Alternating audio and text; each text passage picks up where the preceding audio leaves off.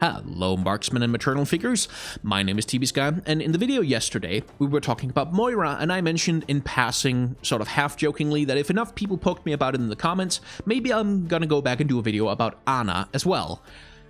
I should probably have anticipated that literally telling my audience to go and do something in the comments would get quite a few members of my audience to go and do that thing in the comments, and consequently I got a heck of a lot of comments asking me to talk about Anna. So I'm gonna honor that promise tonight, but we're going to do it with a little bit of a twist, because in order to talk about the character design of Anna, we kind of have to talk about the character design of someone else as well.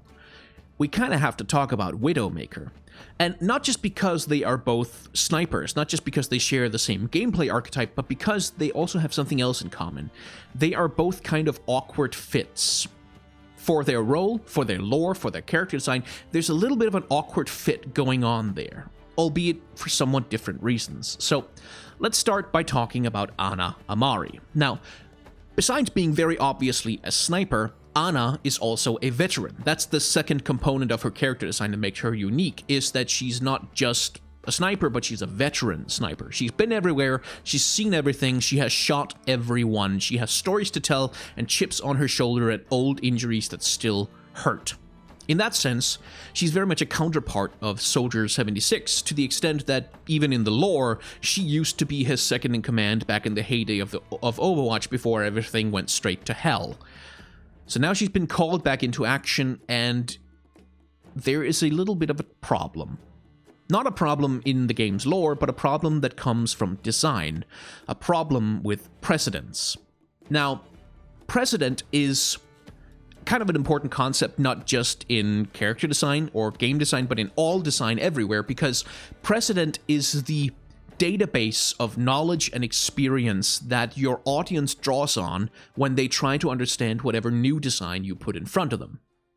For example, the very first time I played a Mario game was the original Super Mario Bros. On the NES back sometime in the early 90s, because I am very, very old. Now, the first time I played, I started walking to the left, and didn't really get anywhere because you can't go left in that game. And then I started walking to the right, I walked into a Goomba, and I immediately died.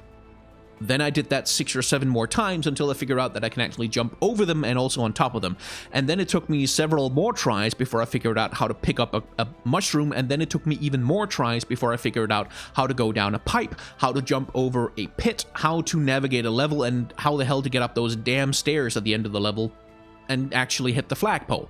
All of that stuff took me time, but now that I'm much older and I have a lot more experience, I can play literally any Mario game that you put in front of me. Not because I have some special Mario game understanding superpower, but because I have played enough of them. I have precedent. I understand these games on an instinctual level because I have spent a hell of a lot of time acquainting myself with and learning the design language of those games, learning how they function, how things fit together, how the universe works. Now, why do I bring this up when it comes to Anna's character design? Well, because Anna has a problem with precedent, because Anna is a sniper who heals people by shooting them in the head. And I can only imagine that when the Overwatch game designers were very excitedly discussing this super interesting new concept for a healer who shoots people to heal them, went to the character designers and said, "Hey, we have this great idea for some gameplay. How about this?" The character designers must have kind of looked at them a little bit and went, "Okay, really? Really? Really? Oh, all right. Okay, we can figure this out. All right."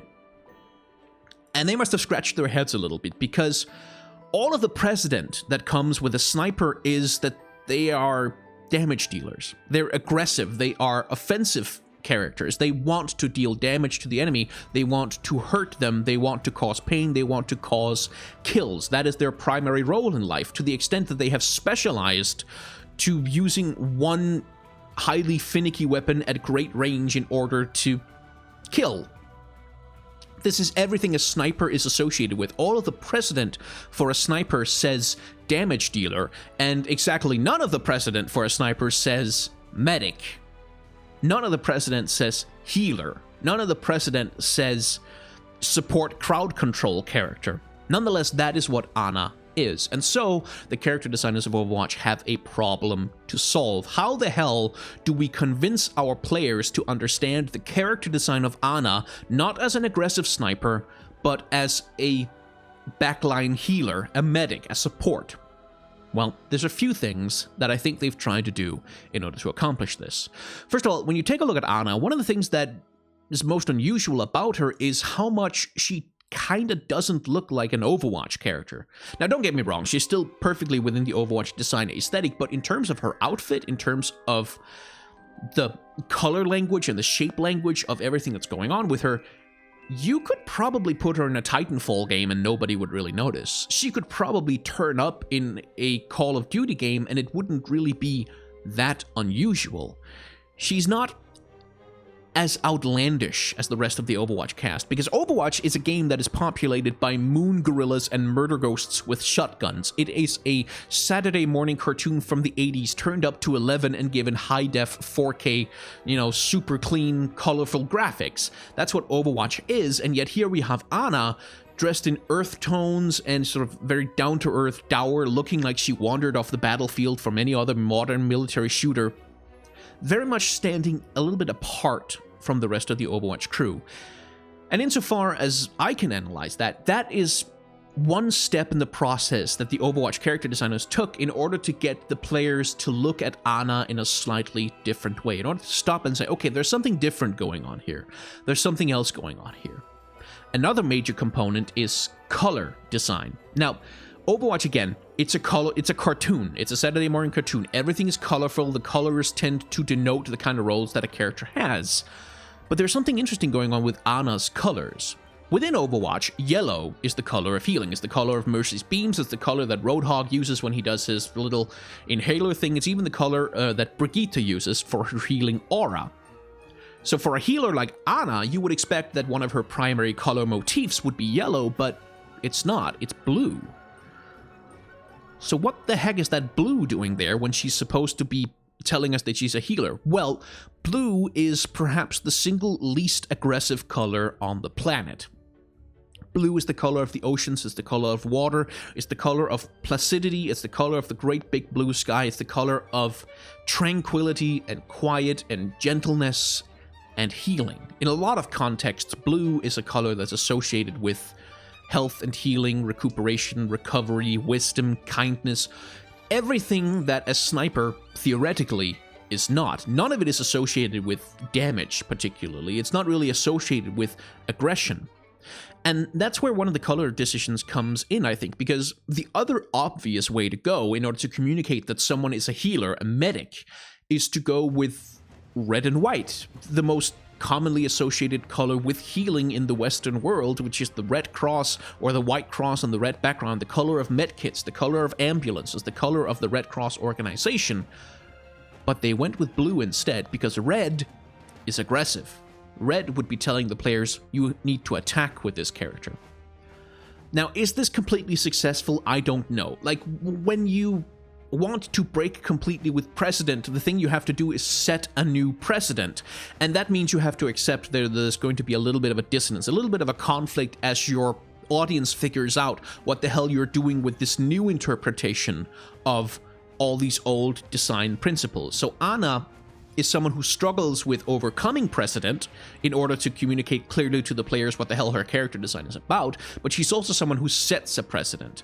And one of the reasons why I like Ana is because she does this. Like, this is really ambitious from a character design perspective. Designing a sniper who looks like she's a healer, that's a fantastic challenge. And the Blizzard character designers did, I think, a fairly decent job of living up to that. That's a really difficult circle to square, but they've taken a really good stab at it. But that's why Ana is, first of all, a really interesting character, but also why she's a bit of an odd duck when it comes to character design from snipers. Which moves us on to the second subject of discussion for the evening, which is Widowmaker. Now, Widowmaker is everything that I have just spent a lot of time telling you that Ana isn't. She is aggressive, she is a killer, she is a murderer, she is a damage dealer, she is someone who wants to kill and hurt and maim. And that comes across in her character design in a few different ways. First of all, She's got a big-ass freaking sniper rifle. That, first of all, tells you a lot about the kind of damage that she can do. But also, her color schemes are somewhat more aggressive than Ana. She is more purple than red, but nonetheless still much more brightly colored. And bright colors are, well, they're warning signals. They're danger colors. She has a lot of red going on in her scope and in her visor. And indeed in like the color of her overlay when you're looking through the visor with her ultimate, and you can see everyone there outlined in red. All of this signaling aggression, and it's all very standard when it comes to sniper design. Unlike Ana, who is someone who goes completely against precedent, Widowmaker is very much someone who uses precedent in order to communicate what they're all about, i.e. killing people. So what's awkward about her? Well, what's awkward about her is kind of obvious. And I mean obvious in the sense that it is clearly visible, but not necessarily obvious in the sense that anyone would know it just by looking. The awkward thing about Widowmaker is her archetype. Now, Widowmaker, besides being a sniper, in the same way that Ana has the dual archetype of being a sniper and a veteran, Widowmaker has the dual archetype of being a sniper and being a femme fatale. On the surface, these two things should go great together. A femme fatale is someone who murders people, who kills people, who's dangerous, who's deadly, who, you know, is attractive and lovely, but who's also inclined to be an assassin, a killer, some kind of damage-dealing murderer. The trouble, though, is that the kind of femme fatale that they've gone with Widowmaker is the Black Widow. And the Black Widow is a specific subtype, at least in my opinion, of the femme fatale, in the sense that she's the one who draws you in with sexual vials and promises of pleasure, and then turns around and eats you alive. Hence, you know, the widow, the Black Widow part, like the myth about the spider that eats its mate, like the praying mantis that chews the head off its mate after they're done doing the do. The trouble, though, is that while Widowmaker's character design communicates this archetype very, very well, like she's lithe, she has the S-curve, she has all those feminine shapes, she has lots of cleavage going on, she's gorgeous, she's beautiful, seduction has a very different range than sniping, in the sense that sniping is something that you do from very far away. It is impersonal. It is without personal contact to the target. You sit on a hill as far away as you possibly can, you wait for them to spring your trap, then you shoot them in the head, then you walk away and you don't think about it. It is something that takes place at great range, while seduction, which is very much part of the Black Widow archetype, is something that happens up close. Seduction is intimate. Seduction is personal. Sexual attraction is personal. All of that stuff, like that part of her character design tells me that she needs to be up close and personal. But the other part of her character design, i.e. the sniper part, tells me that she needs to be far away and impersonal. And that conflict comes across in another way as well. Her lore is specifically about someone who has had all of their emotions, all of their sort of human proclivities, all of their feelings, everything about, you know, pleasure sensations or pain or fear wiped away, stripped from them. Her heart rate has been slowed down, that's why she looks blue, and she doesn't take pleasure in anything anymore except the pleasure of a well-executed kill. It's literally the only thing she cares about in the world is getting the kill, because that's the only time she feels even a little bit alive. And again, that doesn't really jive with the idea of seduction. Now, you could make it work if she was a close-range character, if she was someone who worked on an intimate plane. Maybe you could make it work in the sense that she's hiding her true cold nature behind the sexual attraction thing, but I keep coming back to the problem with range, that awkward dissonance between the fact that on the one hand she wants to stay as far away from you as humanly possible, she doesn't want close contact, and on the other hand, her character design and a lot of the precedent that she's relying on says that she does want to be close to you. She does want to show you her shapely buttocks and her fantastic cleavage. She does want to seduce you. She does want to be personal. She does want to be close. And that's what makes Widowmaker kind of an awkward fit for a sniper, in the sense that seduction and sniping don't really go together. They don't really work together. Now, to this, I kind of feel like people might bring up Sniper Wolf from Metal Gear Solid, because she's also the one I kind of said to myself, but it worked for Sniper Wolf in Metal Gear, right? She's also a sexy character who's a sniper, but I think that was executed a little bit differently, because with Sniper Wolf, she was very much the lone wolf character. Now, she still had cleavage on display because Kojima is just kind of like that, but being a seductress, being personable, that was never really part of her archetype as such. At least not to the extent that it is with Widowmaker. I could also criticize the character designs of Metal Gear extensively if people poke me about it enough in the comments. Hint, hint, half joking, half joking. But for Widowmaker, for me, the fatal flaw of her character design, and this is something that makes her, I think, in my personal opinion, one of the weakest character designs in Overwatch, is that there is that constant disconnect between what the gameplay is telling you to do and what the character design is telling you to do.